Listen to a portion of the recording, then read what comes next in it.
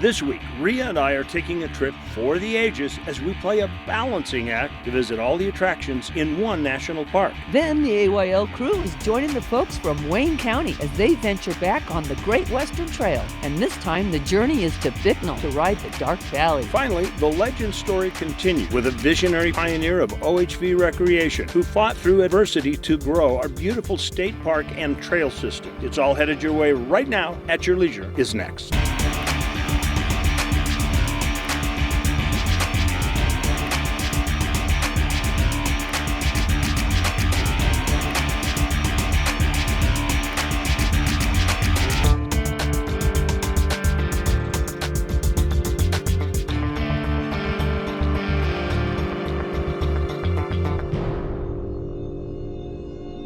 It is one of the most iconic symbols of, it is the most iconic symbol of Utah. It's Delicate Arch. Hi everybody, welcome to At Your Leisure. I'm Chad Booth. And I'm Ria Rossi Booth, and we're out here at Arches National Park, right outside of Moab, and it is absolutely spectacular today. It's December and it's 60 degrees. You know, that's true. Fabulous. It's a funny thing about Utahns. The folks that live here know that these 5 national parks are in our state boundaries, and we have these spectacular places, and they know people flock to them from around the world, but we never go to them. Yeah, because we think that's for the tourists. The beauty about right now is that the tourists have all gone home, so we as locals can kind of have these parks all to ourselves. And it truly has been an unbelievably wonderful day, just because there's just a handful of folks out here. Yeah, it's close to 60 degrees. The sun's been shining the entire day long. Yeah. And not to mention, the scenery, I think, just defies words. Or in some cases, it inspires them.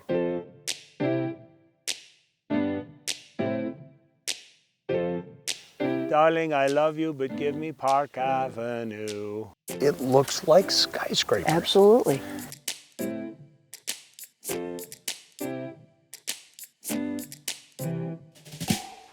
Okay, honey, this thing right here over our shoulder is called the Three Gossips. I wonder what they're gossiping about. I bet they're gossiping about why the name got changed. It used to be called the Three Kings.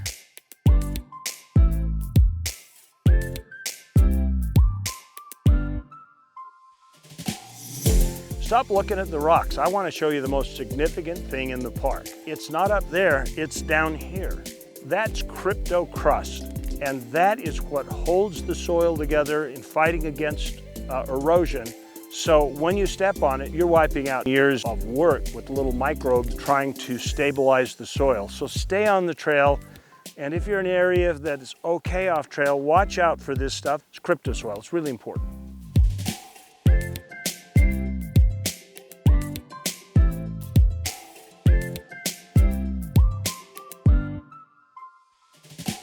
Some things in this park are very obvious. You stop and look at them, you know exactly what they are. This is one of them. But what might not be so obvious is the fact that that used to be an arch, they believe. Huh. So see the ridge on the other side? They think that there was an arch across it with a pillar that came down to that mound in the middle. Huh, and it broke off? It broke off and then it created sheetrock. Hence, we will call it the sheared sheep. Gosh, I'm good at these.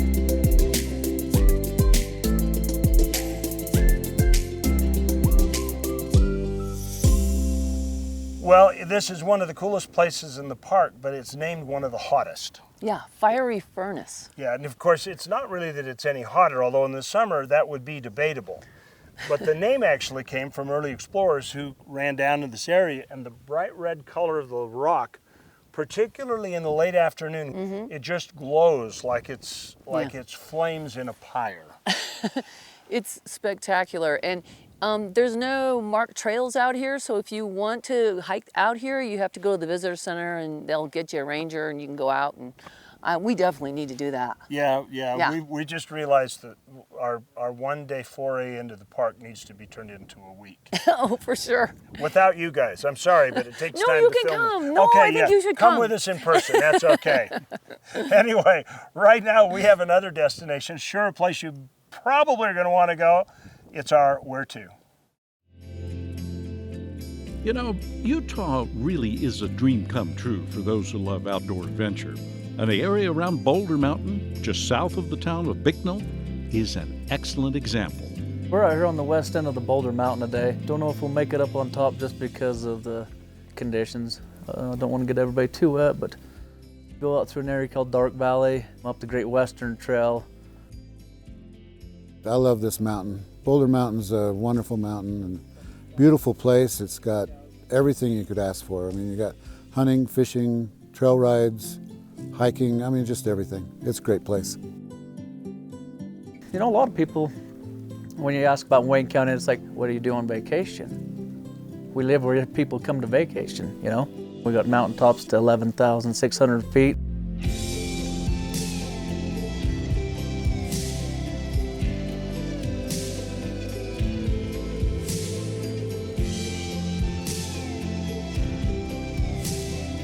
Within less than 30 minutes, I can be on 4 different mountains, and I drive my razor right from home. You know, we got the Bicknell Bottoms, there's fishing, duck hunting, geese hunting, some pheasant hunting. It was just a great place to raise kids, and still is, because I think they've just got bigger and smarter, but still a bunch of kids and enjoy the outdoors. Some people come out here to volunteer for Capitol Reef, and then when they do that, then they come in and do all the other stuff that's around here that they can do, whether it's horseback riding or trail riding on an UTV, just a lot of different activities that there are here besides the national park. Capitol Reef's a beautiful place to go hike. Just minutes away from Capitol Reef National Park, Bicknell itself is known for its world-famous pies and enduring 2-screen movie theater. The local restaurants and hotels serve up small-town hospitality, and there's even a campground next to town that lets you sleep right up against the red rocks. However, if you're looking for something more unique and remote, just 10 miles south of Bicknell is the Aquarius Ranger Station. The ranger station was built back, I think, in the 30s.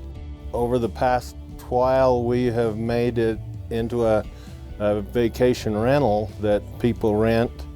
We've upgraded it quite a bit with solar light panels, and it's got gas, hot water heater, and a gas stove and a wood burning stove inside, but it's really quite a popular place for people to come and stay.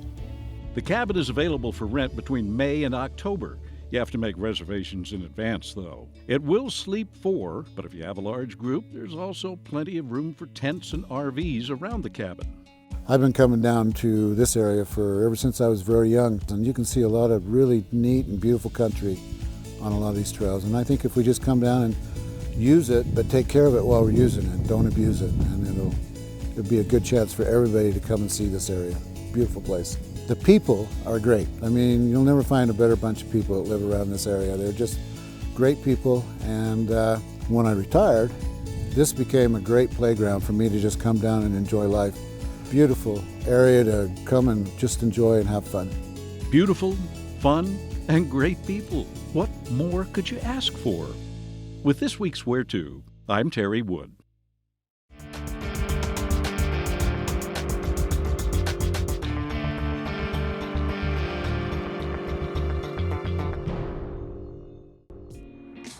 Hey, it's Big Sarge with the Utah Four-Wheel Drive Association, and we've got Joe here with us from Legacy Off-Road Recovery Training, and we're both part of the Utah Off-Road Recovery team. We're going to talk about today etiquette on the trail and things to watch out for. We both do recoveries. One of the things is that when we're doing a recovery, sometimes we end up having to block the trail or the road. Hey, chill out, wait. We're going to get it done, aren't we, Joel? We sure are. We could be, helping with a medical recovery. We could be recovering the vehicle itself. And, then we're going to open the trail back up to everybody. So, Joel, how can we be better neighbors out there on the trail when we meet other groups? Well, when we're coming across other groups, you move over to the side, figure out which group's going to be able to come through. And as you're passing each other, let them know how many people you have behind you. If you have more than 5, put up 5 fingers. And so on, 4 fingers, 3 fingers. And then if you're the last person, just give them a nice wave. Mud puddles. Don't go around them. I mean, you either can go through them or you can't go any further.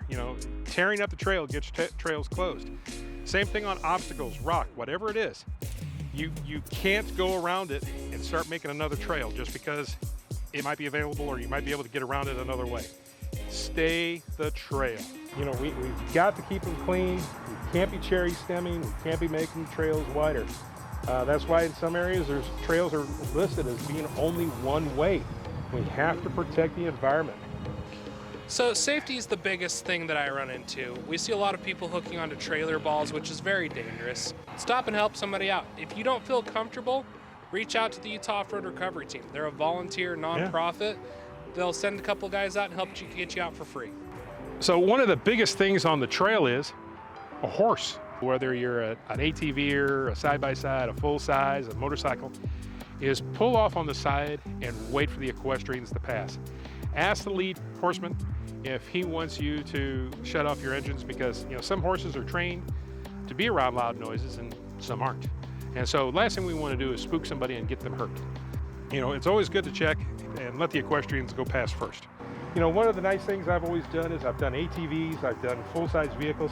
If I'm on the trail and you see a hiker, slow down, don't dust the poor hiker. Okay, keep trail safety speeds. We're all out there enjoying public lands.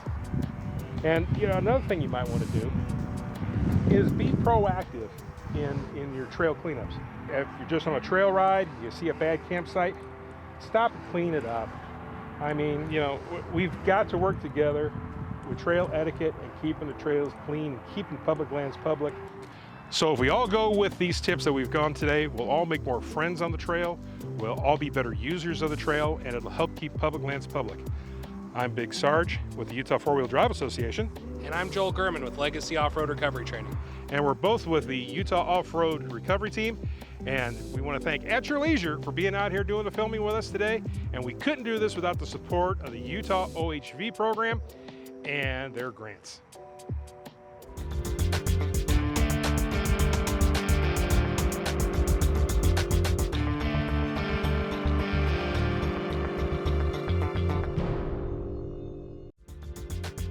Okay, Ria, watch my impersonation of Balance Rock.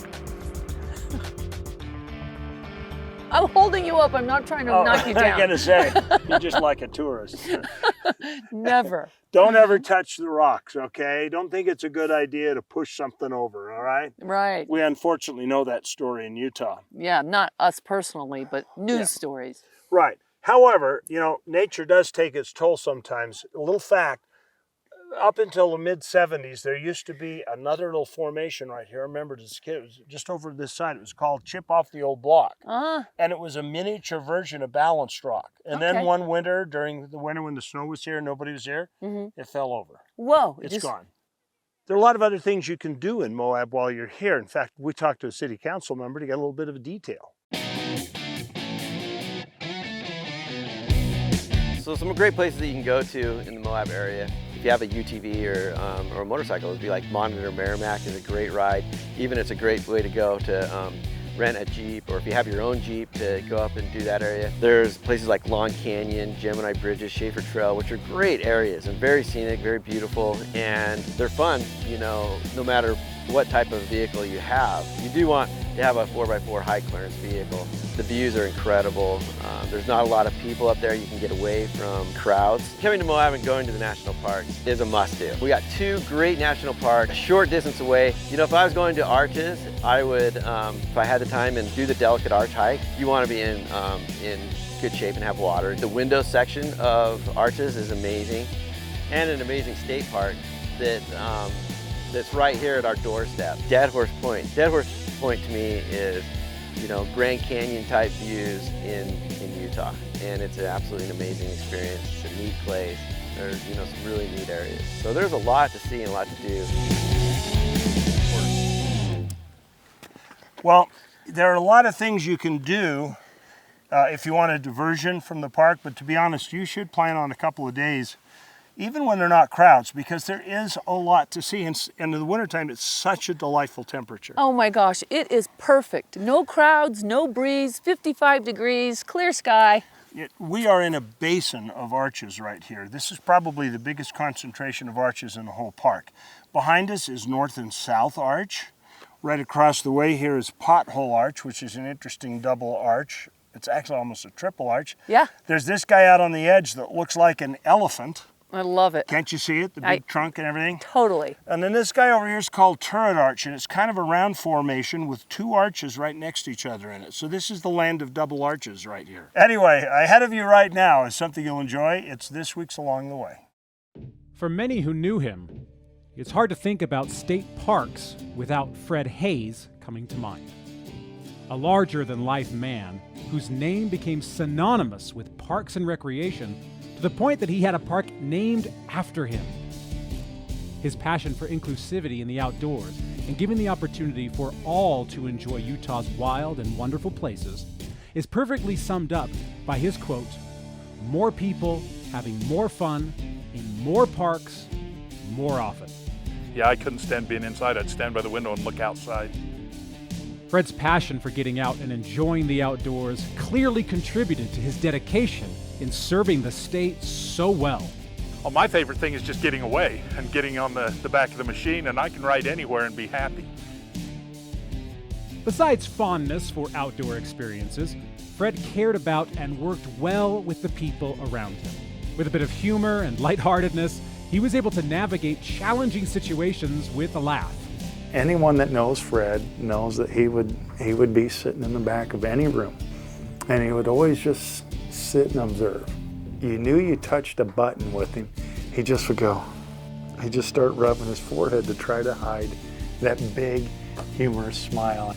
But then it would spin off into something else. Well, what if we were to do this? He valued the input from others because he wanted to turn out a great product at the end. With determination and positive action, Fred was able to inspire and uplift the people he worked with. When we went through the huge budget cuts, when they took our parks budget from $12 million general fund down to $4 million general fund, he said, "We will not close a park." And he didn't.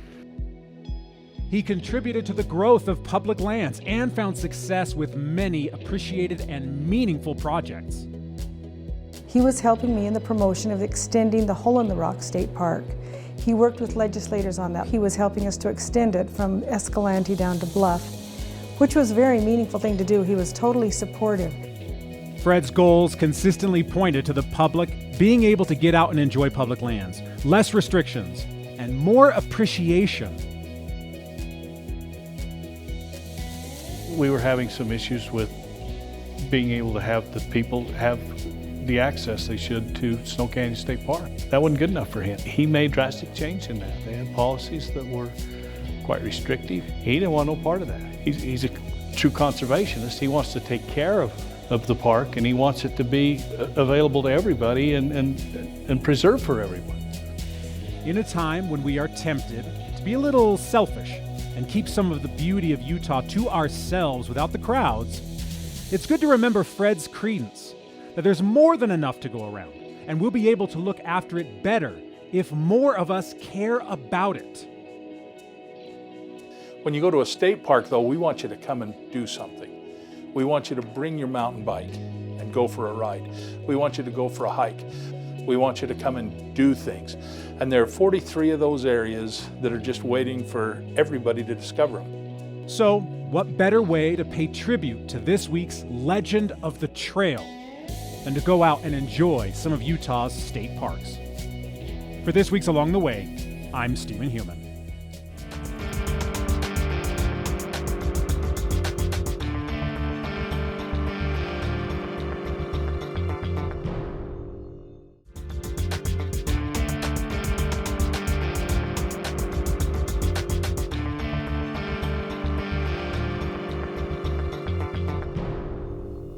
While most arches in Arches National Park are sitting on a bed of stone, this one is different. It sits on a bed of sand. Welcome back to At Your Leisure. It certainly does. We are at Sand Dune Arch, which is just a beautiful, beautiful arch right here. As you can see, we had to kind of get through this little skinny little catacomb behind this big rock. I mean, boy, I would love to camp here, but you can't. That's true.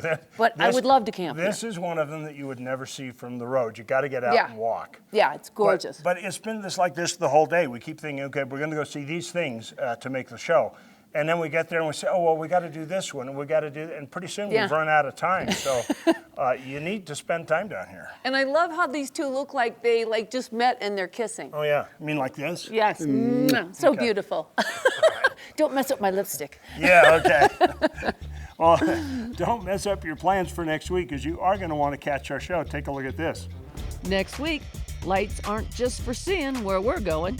Chad and I are illuminating the night and spreading some Christmas cheer with the Bighorn 4x4 Club in Ogden Canyon. Then, for our Where To, Reece Stein investigates flying deer that won't be helping to deliver any of your Christmas gifts. Finally, the AYL crew joins Wasatch Adaptive Sports at Snowbird to enjoy a fresh sprinkle of snow and a wonderful event for military vets and their families. Now, let's take a look at our contest winner. This week's winner is license plate number D10DV, who was spotted in town during our last show in Green River. Congratulations, it looks like you are the lucky winner of a $400 gift certificate to Tunex.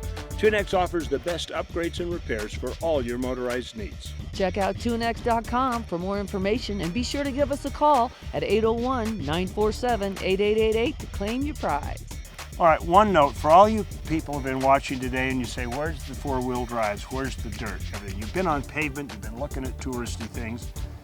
Relax. This park has got them. There are 2 dirt road adventures in Arches National Park suggested for high clearance four-wheel drive vehicles. One of them is called the Cache Valley, and no, it doesn't go clear to northern Utah. It goes up into a little box canyon. It's an in and out.